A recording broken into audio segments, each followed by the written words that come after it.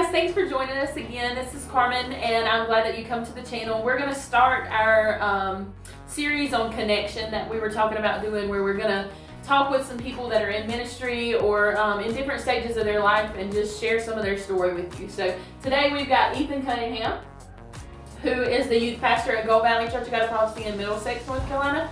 But his biggest and best title is he's my brother-in-law. So that's my favorite thing about him anyway. So we're going to just ask him some questions and just kind of get him to share his heart on youth ministry, so that maybe we can help you out if that's something that you feel like you're called into and you have no clue what it's going to be like, or if you've had embarrassing moments and you're like, nobody else has struggled through this, we can tell you that yeah, we've struggled through it too. But just to share a little bit. So first, you want to just introduce yourself to him and tell him a little bit about who you are?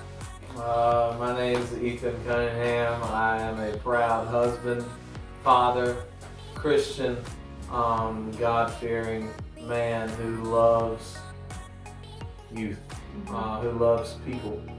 I love to see the best in people because a lot of times I feel like the world just wants to point out the worst, and if God can see the best in me and who He created, then I can see the best in who He created. So it's good.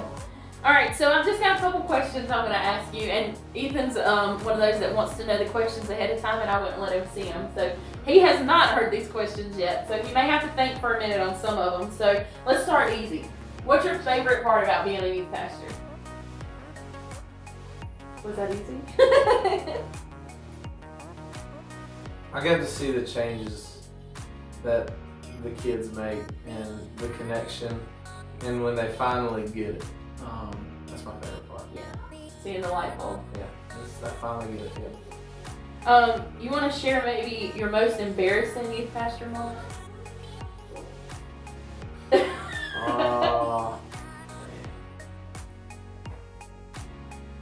I can't think of one right now. I bet a chastity could. Oh, I know one, but it wasn't when I was a youth pastor, so that probably doesn't count. Share it anyway, and maybe you'll think of the youth pastor one. Is it really that obvious to everybody else? No, I'm just laughing because I think it's funny because it's not me. It was when I was at camp, and they called me out and said I was gonna sing in front of everybody. Knowing that I love to sing and that's not a problem, I just don't like being put on the spot, was probably the most embarrassing moment for me, because they played the wrong song, or the wrong version. And when you know the song and they play a whole different version and nobody's ever heard you sing on stage, it's just really super embarrassing to me. It doesn't take much to do that. Do you know his wife is in here? What is my most embarrassing moment as a youth pastor? You don't know what it is? What is it? No. You whisper it to him. Oh, crap. Huh? Oh, yes! That would be a good one. I can't say that. You can. You love your wife. We were at a conference release, and if anybody knows me, I love my wife. I love to spiritually right. Touch on her, just hold her always, making contact with my hands and everything. And I was talking, I was talking to somebody, and this guy's girlfriend was right behind me, and I just kind of lifted my hand up and I touched her butt by accident. I had nothing. Because you thought it was chastity? Yes, because I thought it was my wife. I got so super embarrassed. That was really bad. That was a good moment for us. That was the first time she'd ever been there. Yes, this is the first time this girl had ever been introduced to us by one of our kids, because she was dating. And you pastor touched her butt, son. Yep. On accident. So now he's practicing social distance.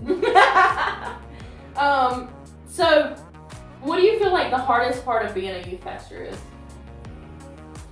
I think the preparation is the hardest, especially if you got a 40-hour week job, finding time to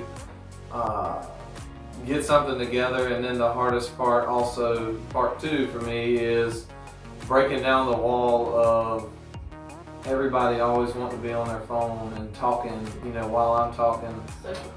Yeah, it's just kind of like, I spend a little bit of time to get this ready, or I sacrifice time to come share what God has called me to do, and it's just hard when I feel like they don't receive it because they're so focused on each other, and it's just kind of like a social gathering once you get together on Wednesday nights.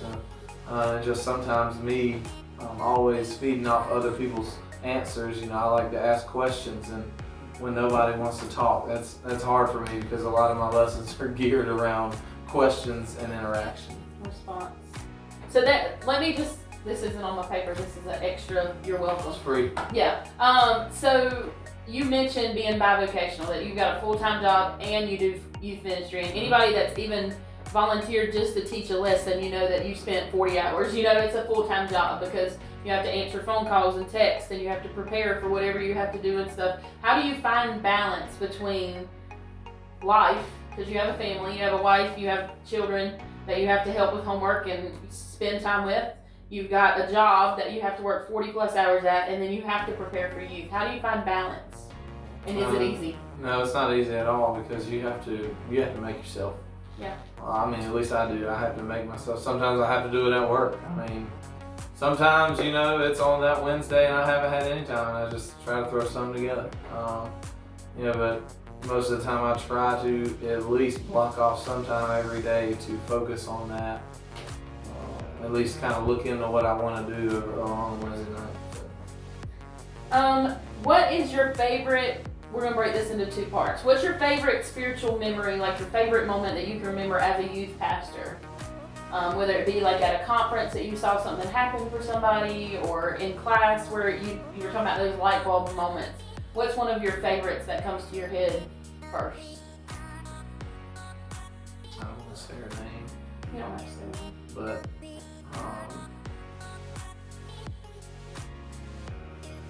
see her be transformed.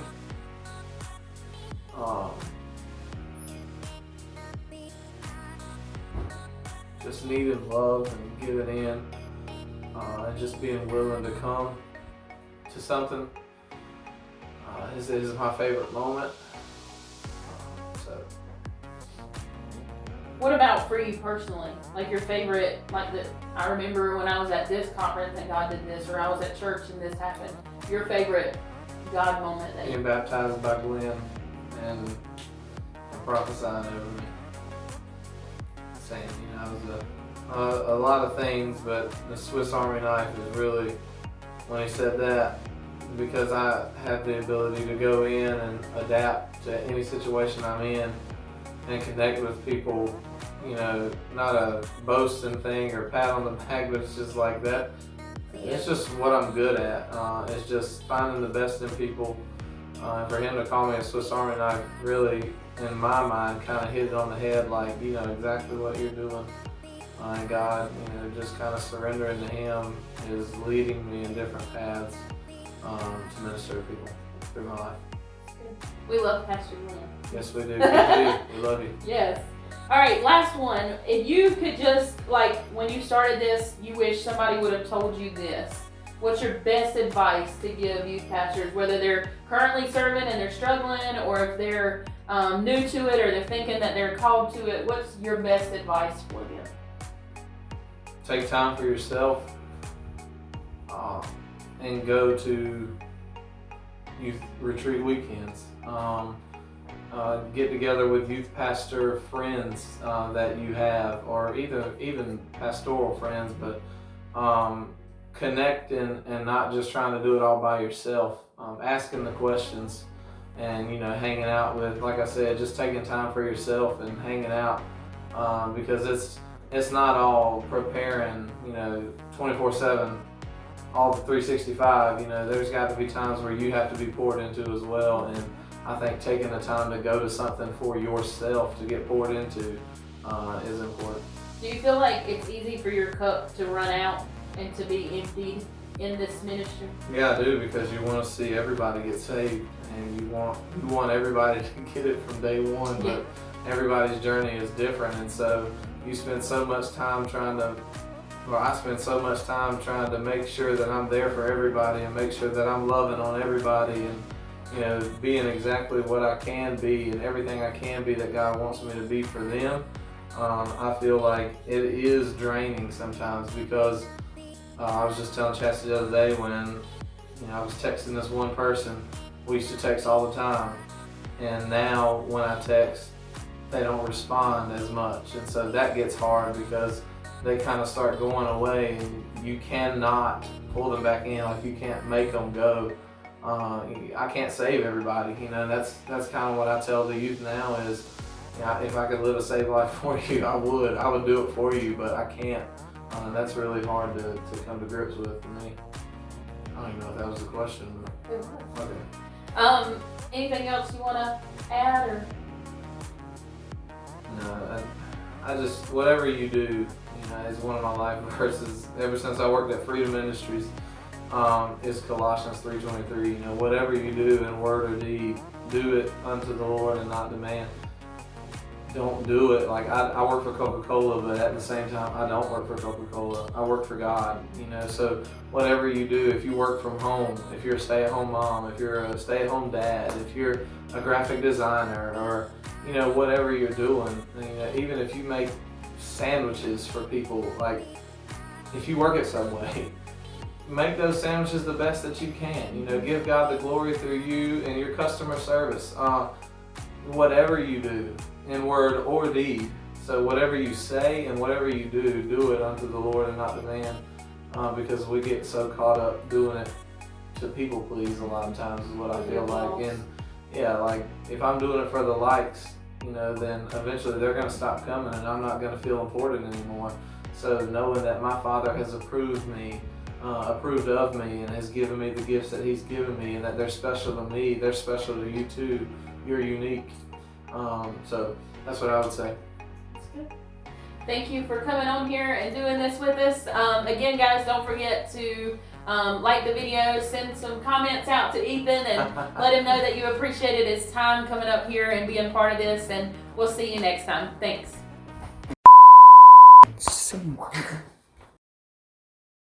Take 2.